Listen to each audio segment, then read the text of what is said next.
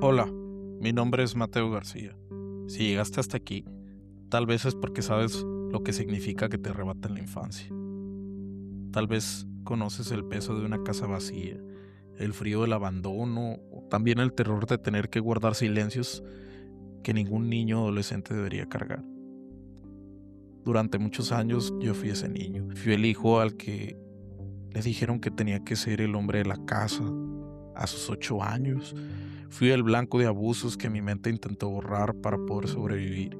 Y fui el adolescente que buscó afecto en los lugares equivocados porque el dolor de no ser visto era demasiado grande.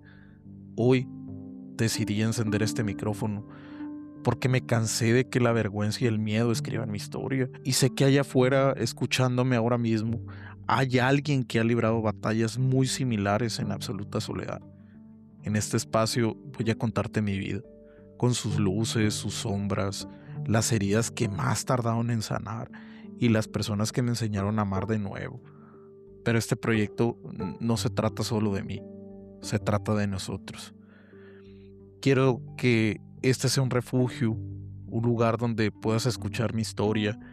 Y si alguna vez te has sentido roto, abandonado, incomprendido, encuentres el valor para abrazar la tuya, porque sobrevivir a la oscuridad es el primer paso, pero atrevernos a hablar de ello, eso es lo que nos hace libres.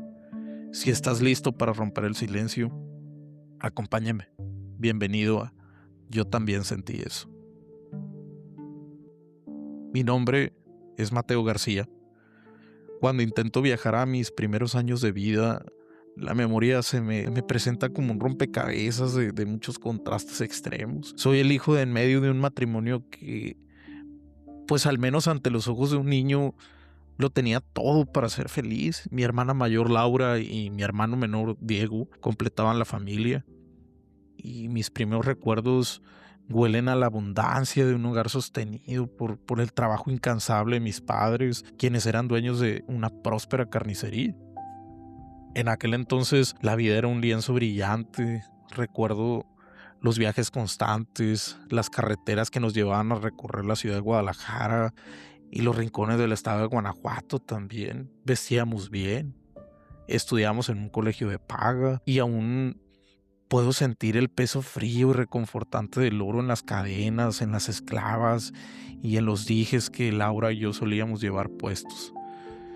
Éramos en apariencia intocables, pero la inocencia es frágil y los niños ven más de lo que los adultos pueden creer. Entre esas memorias doradas se cuelan sombras vagas de discusiones a puerta cerrada, palabras y tensiones que un niño de 3 o 4 años no debería tener que procesar. El espejismo se rompió por completo el 17 de septiembre de 1991. Es una fecha tallada en piedra en mi historia. Ese día mi hermano Diego cumplía exactamente 9 meses de nacido. Al día siguiente yo cumpliría 5 años y mi hermana Laura tenía 7. Recuerdo la escena con una claridad que todavía me lastima. Mi padre biológico, Antonio, de pie con sus maletas hechos, en medio de mi confusión infantil. Me acerqué y le pregunté que si a dónde iba.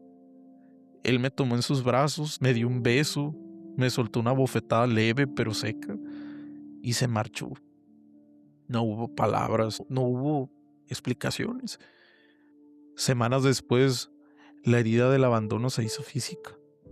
El 2 de noviembre, justo en Día de Muertos, llegó a nuestra casa una corona de flores. Llevaba un listón con nuestros apellidos y una carta cuyo mensaje fue una estocada para mi madre. Para él. Para él nosotros estábamos muertos. A partir de ese instante, la vida cómoda que conocíamos se desmoronó. Mi madre, Elena, se vio obligada a enfrentarse sola a un mundo que no perdona. Recuerdo cómo su dolor, alimentado por las críticas y el juicio de su propia familia, se transformó en una coraza de dureza. Ella luchó como una leona para que no pasáramos hambre. Vendió piñatas, preparaba nixtamal, trabajó hasta el agotamiento, Las navidades en nuestra casa dejaron de ser noches de magia para convertirse en jornadas de trabajo extenuantes. Terminábamos tan cansados que nuestro único deseo era dormir, aunque ella siempre hacía el esfuerzo titánico de garantizar al menos un regalo para cada uno de nosotros. Pero esa misma lucha la llenó de un rencor profundo hacia el hombre que nos dejó, y sin quererlo nos inyectó ese veneno.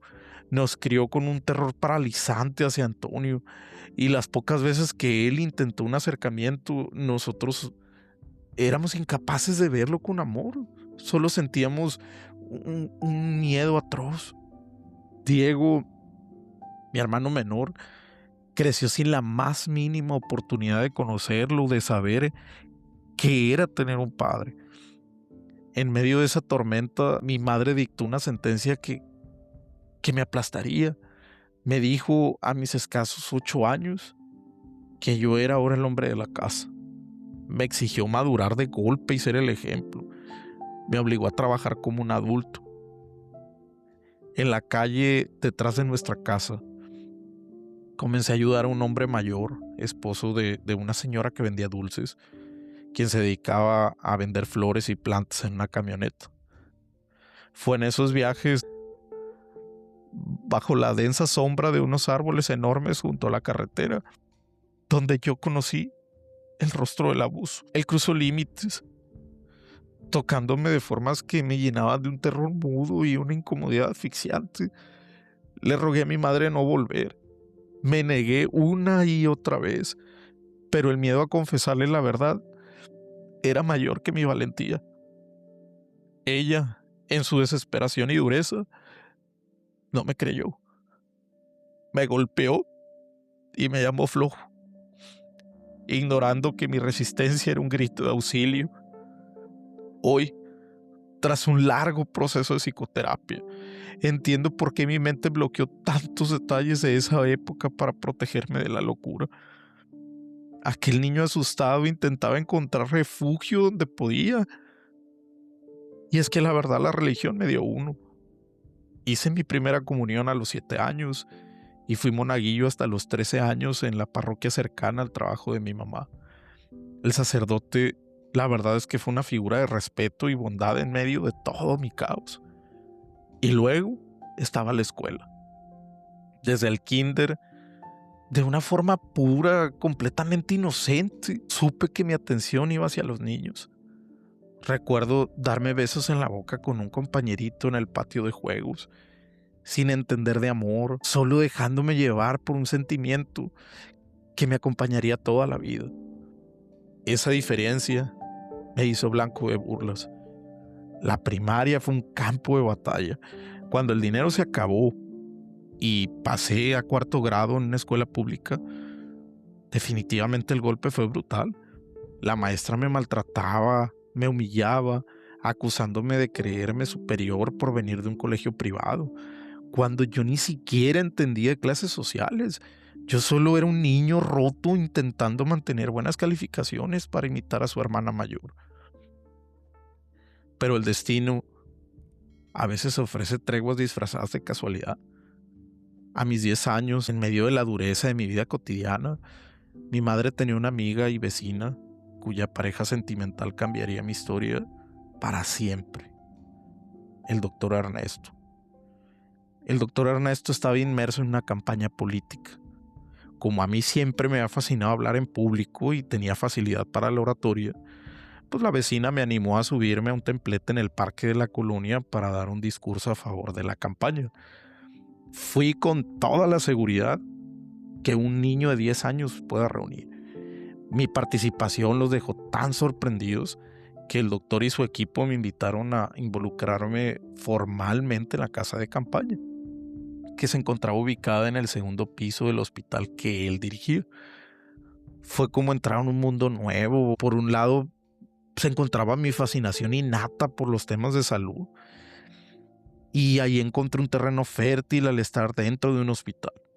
Por otro, pues el dinamismo de la política me atrapó por completo, pero lo más valioso no fue el aprendizaje, sino el hombre El doctor Ernesto era un ser humano excepcional, educado, muy preparado y sumamente respetuoso. Con el trato diario comenzó a gestarse entre nosotros un cariño genuino, profundo. Yo estaba sediento de la figura paterna que me había sido arrebatada de la forma más fría posible. Y él, con su paciencia y amor, llenó ese vacío. Lo que empezó como una simpatía por un niño que daba discursos se transformó en una relación de padre e hijo en toda la extensión de la palabra. Él fue mi guía, mi mentor y mi padre desde esos 10 años hasta mis 24, cuando un devastador cáncer de cerebro me lo arrebató, dejándome una herida que exploraremos más adelante. Sin embargo, la adolescencia nunca es un camino recto. Durante esos mismos tiempos de campaña, la sombra del pasado volvió a acecharme. Otra persona del entorno político repitió los patrones del vendedor de plantas. Volvieron los tocamientos indebidos. Y aunque no pasó de ahí, la sensación de asco, de incomodidad y de confusión me paralizó de nuevo. No sabía cómo reaccionar, solo sabía que tenía miedo. Ese miedo, combinado con los cambios propios de la edad, me empujó hacia la rebeldía. Mis primeros 2 años de secundaria fueron tranquilos, pero en el tercer año algo se quebró. Comencé a fugarme de las clases y en el fondo me importaban mis estudios, pero era incapaz de valorar el inmenso sacrificio físico y emocional que mi madre hacía para pagarlos. Preferí escapar. Me adentré en un mundo oscuro que un adolescente no debería conocer. Empecé a tener encuentros de índole sexual, tanto con chicos de mi edad como con personas mayores. Y aunque nunca llegó a haber penetración, eran exploraciones que me generaban un placer muy confuso, entrelazado con una culpa inmensa. Yo sabía que lo que estaba haciendo no estaba bien, pero era la forma torpe y desesperada de un joven buscando validación, afecto y una manera de entender quién era realmente en un mundo que lo había obligado a crecer demasiado rápido. A veces miro hacia atrás, veo a ese niño de 8 años trabajando bajo la sombra de esos árboles en la carretera. Veo a ese niño en el patio de la escuela pública soportando los gritos de una maestra y las burlas de sus compañeros. Y me doy cuenta de algo. Yo no me sentía superior a nadie. Yo solo era un niño roto intentando cargar una armadura de adulto que le quedaba gigante. El abandono y el abuso te enseñan a sobrevivir, te obligan a endurecerte, pero no te enseñan a vivir. Cuando te roba la inocencia de esa manera, llegas a creer que la oscuridad es permanente, que el mundo siempre va a ser un lugar hostil. Pero la vida, incluso en sus momentos más duros, a veces te da una tregua. Cuando yo creía que mi voz solo servía para tragarme el miedo y guardar silencio, el destino me puso frente a un micrófono en un parque de mi colonia. Tenía 10 años y ese día, al atreverme a hablar en público, mi voz no solo fue escuchada, sino que atrajo a la persona que, sin llevar mi sangre, me enseñaría por primera vez lo que significa el amor incondicional y la palabra padre.